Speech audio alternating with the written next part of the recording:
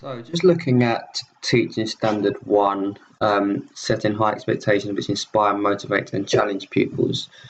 So if we just, first of all, we're just going to look at one of my mentor meetings from my consolidation placement. So if we just look at here, to ensure I set high expectations and routines with my students to ensure low-level disruptions are limited and manage behaviour effectively to ensure students' learning and progress is not disrupted. I said I'll do this by ensuring I wait for silence within my lessons, and when the students come in, allow them to offer dedicated partner feedback on their performances. So this would be a bit more discussed within my lesson plan and throughout how I'm going to evidence it. So if we just look at some research here, so this agreed target and continual discussion with my mentors allowed me to develop new ideas of ways to establish my expectations, essential in developing my teaching pedagogy and managing behaviour effectively. And Dedrick et al. In 2012 said that. Also, so just ensuring that ensuring that I've set this target has enabled me to develop my teaching and hopefully my high expectation is effective in managing the behaviour effectively of my students. So effectively planning for outcomes and expectation within a lesson can be viewed as a facilitator to maximising student learning and engaging throughout, said by Savage in 2015. So ensuring that I do plan for my expectations and how I'm going to manage student behaviour will hopefully ensure students are engaged throughout and their progress and their learning will be enhanced. So we just look at my lesson plan here. It was so we're looking at a Year 7 lesson. We're looking at passing and receiving the ball in football. So we're looking to know the importance of how to pass and receive a ball, to understand how to receive the ball and pass effectively, and to be able to analyse the way we pass and receive the ball and offer feedback to another member of the group. So we're just looking at my expectations. So I've just highlighted a few key elements. So identify the previous knowledge of using a RAG. So this is something which I use throughout most of my lessons, especially with this group. I use it every lesson. So ensuring that I use this RAG is something which they're familiar with and they're comfortable with. So they're not going to, if it's the first time I use it, I noticed that they would misinterpret themselves. However, I made it comfortable and established that safe environment that it's okay to feel like they don't have to be green, for example. They can move, be more realistic ratings. So that's just one expectation I've set from the students, and they're used to that. So another one was familiar guided student-led warm-up. So I gave a student, if we just go to my what went well, so the student-led warm-up was effective with no disruptions as they knew what I expected them. It helped that I gave specific individuals roles in this to lead the group. So as the students arrived, as I brought the students out to the Astro, I set out a couple of students to lead the warm-up with a variety of stretches and game to get the students engaged as they arrive. So that familiarisation of ensuring that is in place had allowed me to ensure the students were active before I moved on and progressed onto their RAG. So within the lesson, I conduct a pass and receiving game, and they had to pass on focusing on the key teaching points throughout. So they had that throughout the lesson. And yeah, so I allowed them to go that. During that or at the end of that, we had a chance to watch their partner. So they had a set partner which they were working with, and for that partner, they was familiarised with them, so they knew that every time I called the group back in, that they would come back in immediately or within a countdown, and they would sit next to that partner because from that partner, they would begin to offer feedback from what they just watched from their partner. So I gave them some time. So allowed students to watch the partner and offer feedback using a success criteria. So I had a success criteria with the students just here, and they had to watch the partner's performance and offer them feedback. So as soon as they come in and sat next to their partner, they were expected to begin their discussion, offering their feedback to their partner throughout.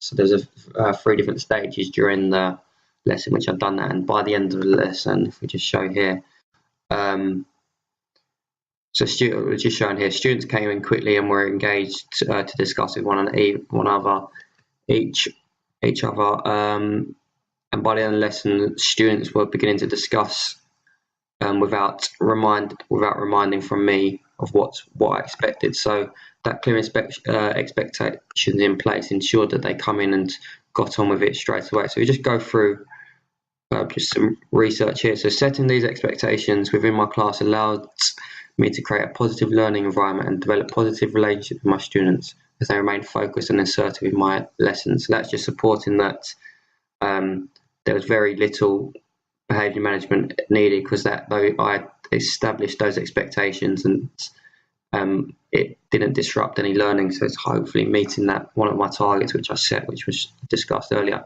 Crosno, Johnson and Elder Jr. 2004 support this, suggesting that established expectations can be viewed as a useful behaviour management tool within lessons, therefore increasing the likelihood of students learning and making progress within my lessons. So this was the success criteria I used, and each student had one. They had one each, so that, or their partner had their one, and they had to offer feedback from that. So here I've just got 2 examples here of 2 students, Chris and Reese, who were working as a pair. So within that, as I said, I had a number of different stages where I'd stop the group and allow them to offer feedback to each other. So just the pink highlighting suggests what level that they were at the moment at the end of each stage. So this was at the end. The pink one's at the end of stage 1. So Reese is passing with some accuracy, and he had achieved that whole level 1 and 2, and he passed the ball with accuracy while on the move using the correct technique. However, he hadn't actually achieved this just yet, because our green highlighter was from when I stopped the group at, if I was just show you the 2 different stages. So that was the first one, which I showed as our pink highlighting.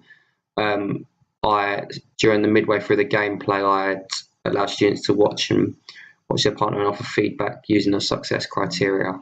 So midway through the gameplay and also at the end of the gameplay. So there are 2 green highlighting. So he was able to offer the feedback and suggest potentials, how he was looking to achieve those higher levels or how he can just improve his performance in general, was useful, as you can see, he looks to develop and increase from our by the end of the game. So this section here is all related to a game, so they weren't able to achieve that in the first instance, but it just shows how when they were implemented into the game that they were able to actually into the football game rather than just a game based, how he was able to develop that and what level he sort of be at. Again, similar here with Chris, so he had after the first activity, it had been clear that he had achieved level 1 and 2 in here, and Reese would have offered him this feedback or other feedback how he could improve, and by the end he had improved again. So setting that expectations of how they can come in and allow them to have valuable discussions within the group ensured that they did manage to achieve effectively.